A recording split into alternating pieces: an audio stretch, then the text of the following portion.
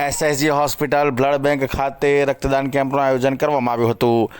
Sayaji hospital blood બેંકમાં લોહીની અછત હોવાના કારણે દર્દીઓને લોહી મળવામાં પડી રહેલી મુશ્કેલીને દૂર કરવા માટે મદની ગ્રુપ તથા બરોડા ખિદમત કમિટી દ્વારા સયાજી હોસ્પિટલ બ્લડ બેંક ખાતે બ્લડ કેમ્પનું આયોજન કરવામાં આવ્યું હતું, જેમાં આશરે 50 જેટલા યુનિટ બ્લડ એકત્ર કરવામાં આવ્યું હતું. અને આ જે કેમ્પ છે તે 4 થી 5 વાગ્યાના અરસા દરમિયાન યોજાયો હતો.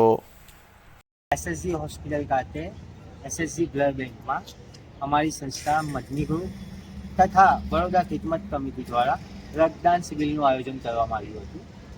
રક્તદાન શિબિર કરવાનો મુખ્ય ઉદ્દેશ અમારો એ હતો કે છેલ્લા ઘણા સમયથી આ હોસ્પિટલમાં રક્તની અછત થઈ રહી હતી. વડોદરા શહેરના દર્દીઓ તથા બહાર ગામથી આવેલા દર્દીઓને લોહી મળવામાં મુશ્કેલ પડી રહી હતી. કેમ કે આટલી મોટી હોસ્પિટલ હોય અને હજારોની સંખ્યામાં પેશન્ટો આવતા હોય, દર્દીઓ આવતા હોય, ગરીબ લોકો આવે છે અહીંયા સારવાર લેવા, એ લોકોને રક્ત નહીં મળે. તો અમારો હેતુ એ જ છે કે આ લોકોને રક્ત મળી રહે આસાનીથી. અને બીજી સૌથી મોટી વાત એ છે કે વડોદરા શહેરમાં પ્રાઇવેટ બ્લડ બેંક પણ આવેલી છે, જે બ્લડ બેંકોમાં સૌથી વધારે બ્લડ કેમ્પ થાય છે અને ત્યાં સૌથી વધારે ડોનેટર મળી રહે છે, પણ ત્યાં પણ લોહીની અછત પડી રહી છે. તેનું કારણ ફક્ત ને ફક્ત એવું છે કે મોટા મોટા હોસ્પિટલો દ્વારા પૈસા ખાવા માટે પ્રાઇવેટ એજન્સીઓ તૈયાર કરી છે.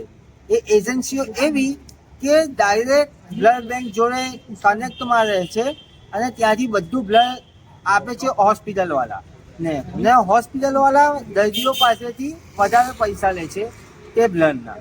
અમારો ને તમામ રક્તદાતાઓનો એ ઉદ્દેશ હોય છે કે ગરીબ લોકોને ને જરૂરિયાતમંદોને મફતમાં કે ઓછા દરમાં લોહી મળી રહે. પણ આ જે પ્રાઇવેટ એજન્સીઓથી આવવાથી લોકોના ધંધા ચાલુ થઈ ગયા છે. તો મારી વડોદરા શહેરના નગરજનોને એ જ અપીલ છે કે એસએસજી બ્લડ બેંકમાં રક્તદાન કરવામાં આવે ને તમે પ્રાઇવેટ બ્લડ બેંકમાં જે પણ કેમ્પ કરતા હોય તે બ્લડ તમારું ક્યાં જાય છે તે પણ તમારે બ્લડ બેંકને પૂછવું જોઈએ. અને જે પણ એજન્સીઓ આવી બ્લડ બેંક જોડે કામ કરતી હોય તે બ્લડ બેંકમાં કેમ્પ ના કરવો જોઈએ. મેં મારું આહવાન છે.